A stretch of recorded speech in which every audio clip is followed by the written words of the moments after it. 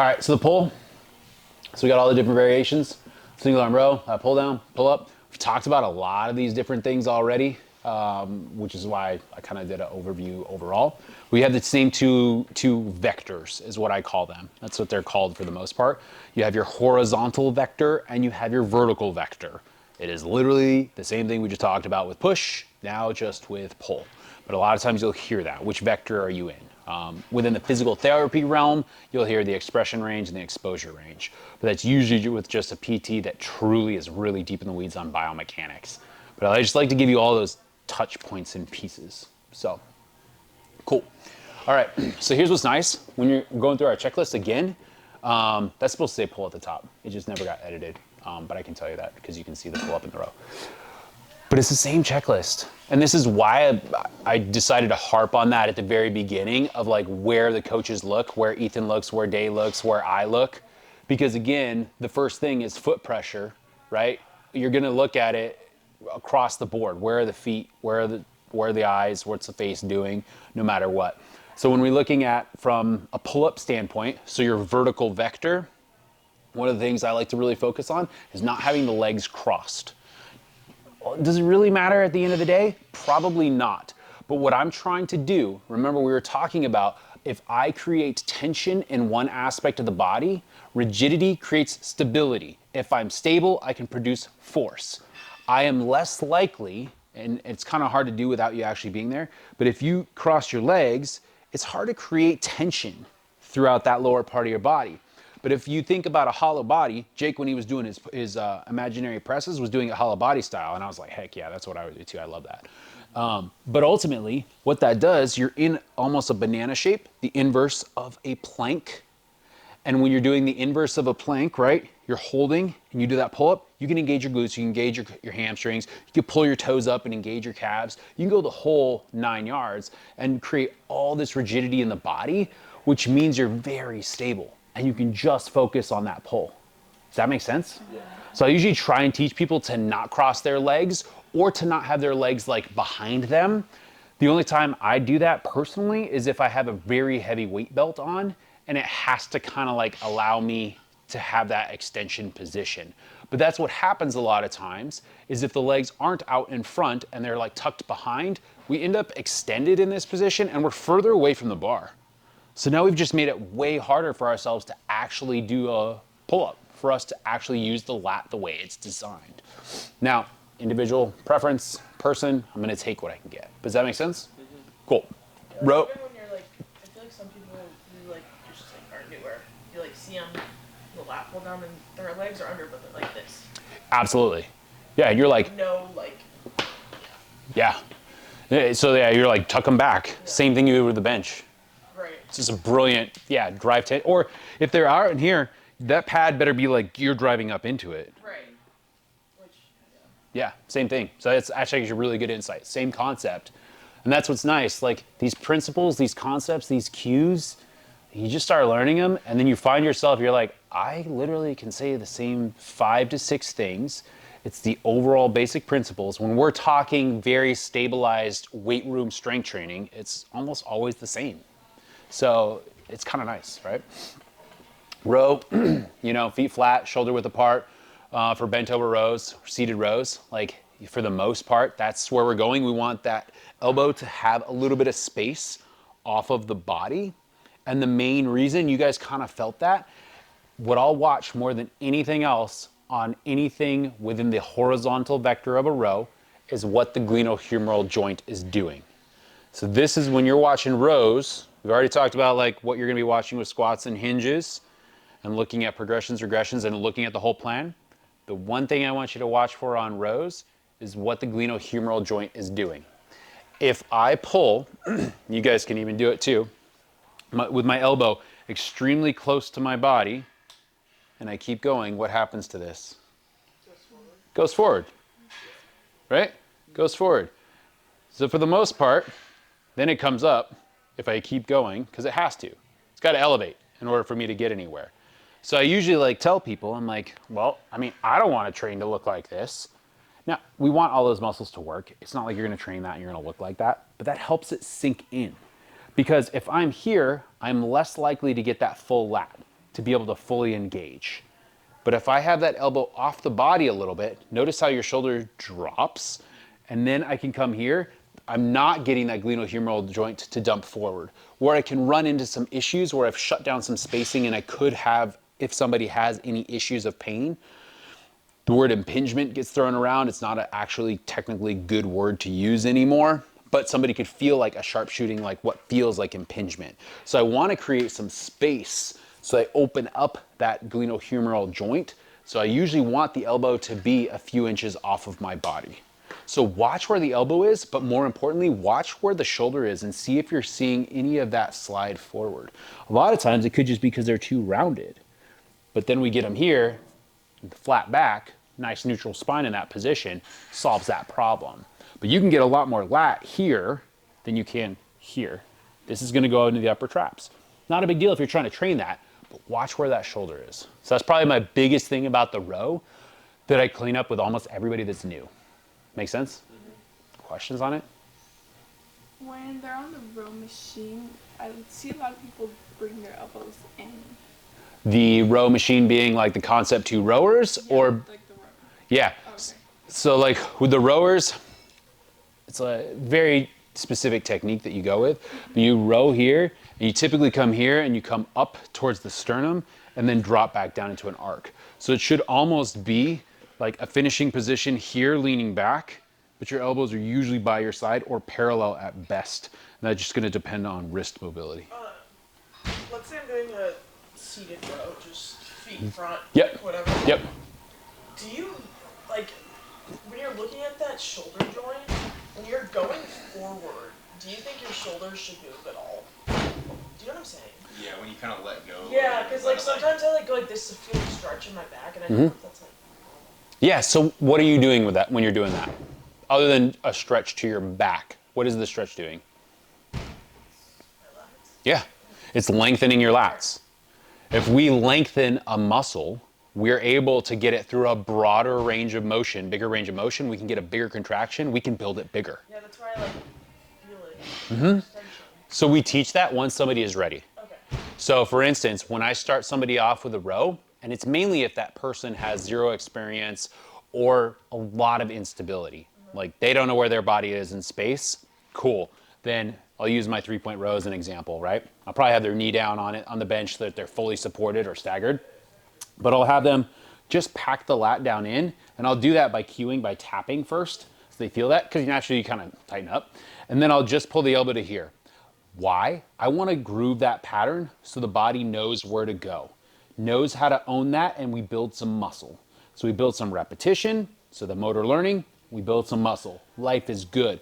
Once they can do that, I want to get some stretch because I'm getting the shoulder blade to go around on the body. I'm getting mobility. Same thing with here. I'm getting mobility. It's a good thing. So this guy was doing, he was doing like, you were just doing like, he had a box in front of him and he was doing rows like Yeah. that.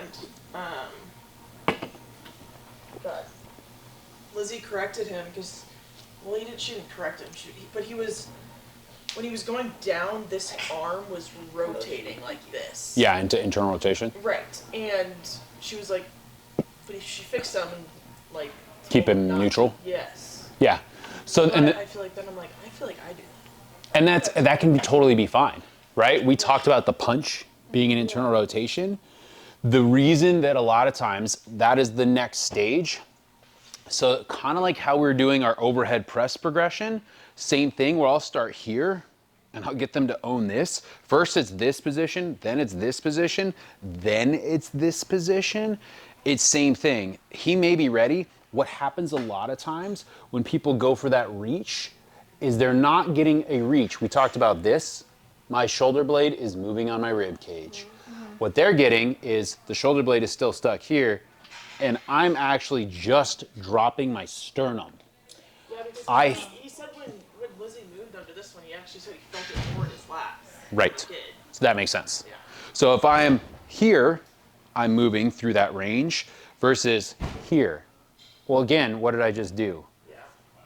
Glenohumeral joint went forward. So watch this and watch this, and usually you'll see. If you're doing a press, because remember, it's the inverse, but all things are very much the same.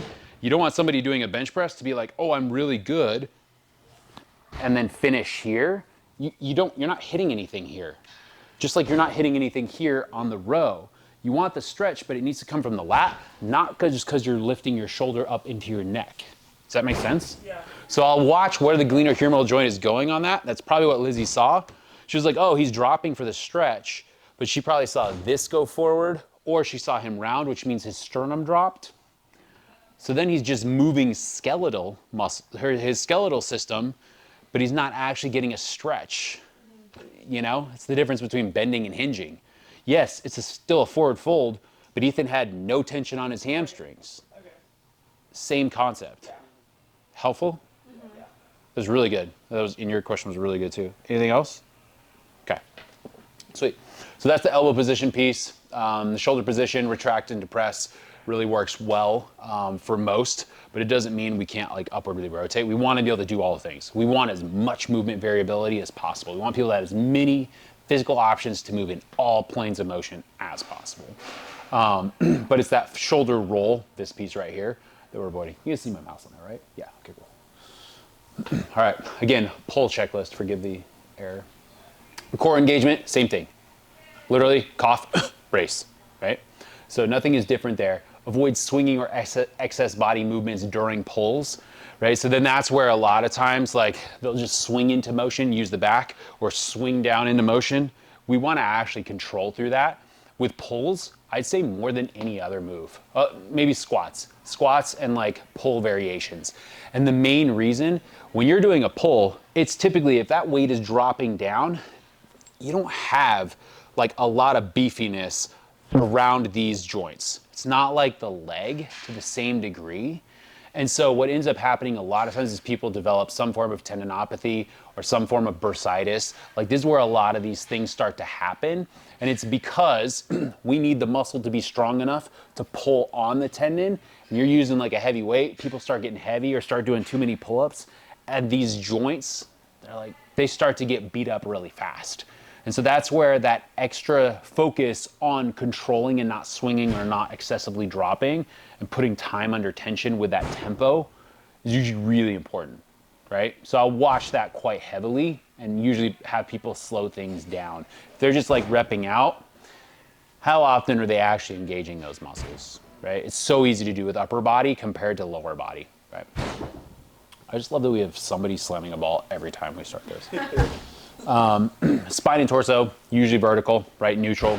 Like you're trying to keep things stacked. You're really trying to keep, more than anything else, your rib cage stacked on top of your pelvis. You keep that canister, you really avoid like most issues that are going to happen. Yes, we need to rotate and all those things, but I'm talking about for true stability. And you can look at it, that's on the skeletal side, but then you look at it on the diaphragm side. You have your pelvic diaphragm that is stacked right underneath, which is at your pelvis, stacked, and then your rib cage, which is your diaphragmatic actual thing. So, and yeah, we've talked about pulling, we talked about that. So here's your horizontal pulling progression list. And I'm sorry I don't have little icons there to make it easy. But here's what's nice. We have to start our cable or band low to high. And the reason being is just like we talked about a decline press, that same position. This low position is easy for most people. Why? They do this already, opening a door. They do this already in most ranges all of the time. This right here is what I do every day. So it's a good place to start if I absolutely have to. And it may be that I'm starting completely supported and it's a band and it's just tight at the top, right? Then I can move on up. I can do a band face pull. So now I actually flip it and go the other side of the range. Some people may not have the shoulder mobility, but if I can get them to start doing this, right? Now I'm getting the shoulder to move backwards and I get some depression of the scapula. So here I'm not worried about that, just getting some lat engagement. Now I'm like, I want to build the rotator cuff, the back side of the delt, rear delt, to be able to stabilize me before I go even further, right? So that works really well. You can also do a more of a high position row, where it's like slightly elevated. And again, now you're at the end ranges. So here, that low to high, here, I'm at the end ranges of my expression position. So then that way I'm like getting a little bit more stability in these two areas because pulling is a lot easier for people than pushing initially. So I'm going to create a little bit more bandwidth of variability because I'm buffering both sides. Does that make sense? Yeah. So most people, I'll start, if they were like really weak and brand new, day one, I'll have a low to high. It's just coming here, and I'll have a face pull. And those two areas, I'm like, cool, I'm creating this buffer zone of mobility and some extra stability in those ranges. They still press right in this like classic range, probably on the floor or a band, whatever. And then from there, I'm like, cool, now I've got options to be able to go. I can go into my suspension row. I can go into my incline push-up because I've actually given them more bandwidth. Cool. Then I can go into like cable seated band rows. So now we're like on the floor like Abby was talking about, and I can actually just work on like, let's just build some strength. We got our other pieces here. We built some core stability. Like now let's just get fucking jacked, like as much as we possibly can, right? The more muscle, better it's gonna be. And then I can work towards like, I can do that for a while. I can play with my hand positions with different handles, whatever I want, but I can get that stretch that Abby was talking about. I'm all for it, right? It's a good thing. Then I can go into a 3-point row. Maybe it's starting with full support. Yeah. So it's loadability complexity, which, how would a bent over row be more loadable than a seated row? It's more complex. It's just more complex. Mm-hmm. Okay. Yeah, it's more complex in the ability to maintain position. So that's where there are some things on this chart. I warned you guys to begin with. I'm like, it's just a framework, Okay. Mm-hmm. Yeah. right? Like all models are wrong, some are useful, and it depends on the client that you're going with. Okay. So take it with a grain of salt. Yeah. It gives you a structure to look at, and you make your own path. I missed that part. Yeah, no, it's all good. So yeah, because I totally agree. It really depends. Yeah. Yeah. So 3-point row, it could be where knee and hand and foot, you're in a 3-point stance. That's all that means. 1, 2, 3, 3 points of contact. Okay. I was like, I don't know if I explained that. Yeah. To me, it's common sense, but I don't know. Quadruped is all 4. Quadruped is what you're down on all 4s. Okay. Half kneeling because you're on 1 knee. Tall kneeling because you're on 2. Okay. I'm like, maybe I need to go through all of them. And then you can go to a chest supported row. For me, I can 3-point row way heavier than I can chest supported row. Because again, like I can use a little body English on a 3-point row. So can actually move a little bit more weight. Chest supported? Double? Typically, yeah, you could do a chest supported single. It's just, you're gonna go pretty light then. And I'm like, is that beneficial? Yeah. Like, I don't know, unless like I'm really trying to get some range, but then I'm probably not gonna go chest supported. You can get more range, yeah, not chest supported. You can get more extension. Your chest is like.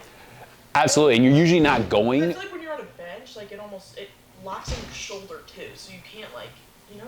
Correct, and you're usually not going for that stretch there. You're going through more contraction. Yeah. But you're trying to do it without hyperextending and moving from the lower back. You're trying to just do it from your upper back. So it's a focused isolation that is happening. You're trying to shut down that other pattern that maybe wants to happen. I was talking to Ethan today because there was someone doing a chest supported row, and they were like, I mean, obviously on a chest supported row, but they were like just here. Yeah. And Ethan cued them to lift off. So when I was like, Ethan, what's the difference between that and a batwing row? And That's what I was gonna say. not really anything. No, batwings where like basically it's a chest supported row, but you just come up further, I guess. I don't. Yeah, so there's 2 variations. So the original batwing row, you can even do it without chest supported, but it's where you literally keep one arm in at the top. So oftentimes we do these types of things where we're here, or even a chest supported where we're pressing and we're here. But a batwing is where you're keeping one down and locking in and going with the other one back, right? And then when you're doing a chest supported batwing, there's the other side of it. There's no like argument that's like, this is correct and this is not. It's just all vague interpretations right now. But it's where your chest is supported, but you're getting some extension. You're actually lifting your chest up off the bench to get as much of those wings, your bat wings, back as far as you possibly can. Your elbows in. Your elbows are still flared like normal, Okay. so you're still here. Yeah. So would you say on just a traditional chest supported row, would you cue that lifting up off the bench, or would you not? I wouldn't. So when I'm doing a traditional like chest supported bench, I usually actually am slightly rounded, right? So I'm actually trying to live in this position. And so sometimes my belly even lifts up off. And so I'm just trying to get my lats and my rear delts to feel as much as possible. But I'm actually slightly rounded within that position of a traditional chest supported row. Whereas with a bat wing, I'll lift up off. So I'm usually with that. I'm also building a little bit of like back extension tolerance. I'm like trying to build somebody's lower back before they're ready to go like unsupported. Or if they have some issues, I'm like, it's the safest way for me to build a little bit of that lower back strength. They don't even realize we're doing it. I'm like, yeah, just extend and come on up. But it's usually someone has a weak back and I'm like, all right, cool, let's build this. So that's 2 birds, 1 stone. 2 bats, 1 stone. It'd be pretty impressive if you get a bat. And then we're gonna go kettlebell gorilla rows. Anyone know what those are? Are they in Amelia? You wanna go grab 2 kettlebells and demonstrate? Sweet. Okay, gorilla. Right? Gorilla row. Lola, See what Ethan texts us. would it be unprofessional if I ate some nuts right now? No, as long, do you eat with your mouth open? Never. Do any of you eat with your mouth open? No. If you're saying no just because you know I'm gonna roast the hell out of you right now, that's okay. Just take. Do you think people who eat with their mouth open know that they're doing it though? No, that's why I'm bringing it to your attention. So that the next time you eat, if you do it, you could realize I am a horrible person. I should be put down. Like that's the level. I've met some people that still do it, and they're like 21. I'm like, dude, Yeah. it's so embarrassing. Yeah. All right, so demonstrate our gorilla row.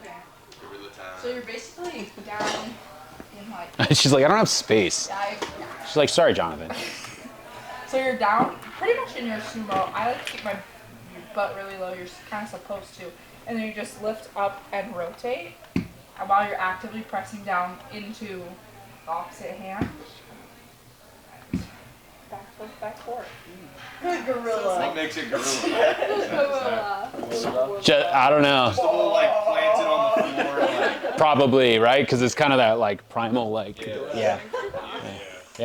I've never explored why the name is that. Yeah. But it's kind of funny. We got bat, we got gorilla. Yeah. So it's great because you're doing a closed chain and an open chain at the same time. You're actively pushing force, creating a lot of stability on the one side. So you're getting a ton of rotation. You're in this like almost pseudo unsupported position for the lower back. You can load it up really heavy because you're very stable, but you're very low. So it's a great move that accomplishes so many things, right? So yeah, it's just another option on that list. And for most people that I've seen, it's a little bit more complex than a chest supported row or even a 3-point row, but it's actually more loadable as well, which is kind of nice. So cool. And then we got like dumbbell, kettlebell, bent over rows. Pick your tool. I don't really care. If somebody likes dumbbells over kettlebells, I'm like, it's weight, right? Overall, it's just like, what do you prefer within that regard? You know, it's cool. Landmine rows, obviously there's a ton of different variations with that, but you can load that thing up pretty hard. And then you actually have, you know, your traditional barbell bent over type row positions. You have your pendlay row, which is like a power-based one, so you can move a ton of weight, but it's definitely more complex. So there's even more things. Was that the first time you did pendlay rows? Yeah. Yeah. They were kind of fun. Oh, they're a blast. They're a blast. Ethan and I have used them in our points forever and a day. If you don't know what pendlay row is, Pendlay, but look it up. It's super fun. If you want to work on power, so usually like two sets of 5. Yeah, exactly. I tried them out last time. They're really cool. Yeah. I love them. It's concentric only, and you're just trying to rip that bar off the floor. So it's really nice when you're trying to build like some stability back here, and you're trying to get a power-based move for upper body, because that's a hard thing to get unless you're doing. Bent over row, but the bar hits the ground. And you're just trying to rip it off the ground and drop it back down. Yeah, but without like lifting your body up too much. Yeah, super fun. Okay, cool. Questions on this? I have a question about I think I've asked this before, but for a landmine, do you have them load, like in the app, do you have them count the bar? Or just, does it matter? I don't, because it's too hard to then know which bar they used. Yeah. But then some people are like, oh, that'll help. And I'm like, I don't know. It's plus, technically, if you're doing like 45 pounds, but it's in the Yeah. thing, and then it'll be like 34, 35. Yeah, it's all subjective. It's the same thing for me with the sleds. All the sleds weigh different weights. I think some of them are 65 and some of them are 75, and I'm like, I don't care. Like, just count the plates so that I can easily just get my number tracked. I'm not competing in anything. That load doesn't help me. It's the same thing with landmines. I'm like, you use the handle? Did you count that too? Like, no. Like, let's just lift the weight. Like, get stronger. You're fine. That's just me. And my whole thing, if anybody makes a big deal about it, I'm like, have you ever used a resistance band for training? Cool. How much was that? How far did you step out? Did you calculate your inches? Did you actually measure the tensile strength of the band? Because it's already been used like 200 times. Vertical pull progression. So if I want to get somebody overhead to do a pull, then this is what I'm gonna go with. Cable, band, high to low. So again, that's this position. Band, pull, high to low, works lats. Sometimes it'll be from this, because if you do this more of like an angled position, you'll feel much more lat. Neutral lat pull downs, like pull-ins, right? So if it's that neutral position, you'll actually typically target more direct lat this way when you're doing a pull-in and that slight angle. So my Toctic guy. Yep, mag bar, which just stands for multi-accessory grip. If you ever wondered why it was called mag. Single arm pull downs, right? Then we can go to a lat pull down. Same thing with a stretch. I usually start them pretty rigid. Now, if somebody is stuck here and they can't get their arms overhead, their lat pull down is gonna look like this, or they're leaning back like I am in my chair. That's the way my dad's like, and that's okay. Because I'm getting him at his max range. That's all right, right? I'm gonna get as much as I possibly can. Same thing from that person's vertical press. It's probably gonna be on a bench and it's here. To you, it's a high incline press. To them, that's an overhead press. It's all good, right? But then I want them to lean in, and that's how I actually start getting back some of that range of motion that they don't even realize. Because it's happening on a stretch, especially with somebody with shoulder issues. They're like, I don't go overhead. My doctor told me I'm not going overhead. And I'm like, yeah, sounds good. All right, we're just gonna do some lat pull downs, you know? And then I like start them here. Then I'm like, yeah, lean in a little bit, get the stretch. It's so good. It feels so good on your back. All of a sudden they're overhead. I'm like, gotcha, right? But also they actually feel better, and then they actually like can actually start getting into those ranges, okay? And then eventually I'm gonna go the opposite direction. So again, that's almost into that exposure range by doing an upright row or a high pull. So that one is a little iffy. It is definitely more complex. You can definitely load that up pretty heavy, especially if you're using some like body English. Like I can move some weight that way, the same way I would with lat pull down, but it's a little bit interchangeable to that degree. And then we can go with some form of assisted pull-up and some form of a eventual pull-up. Questions?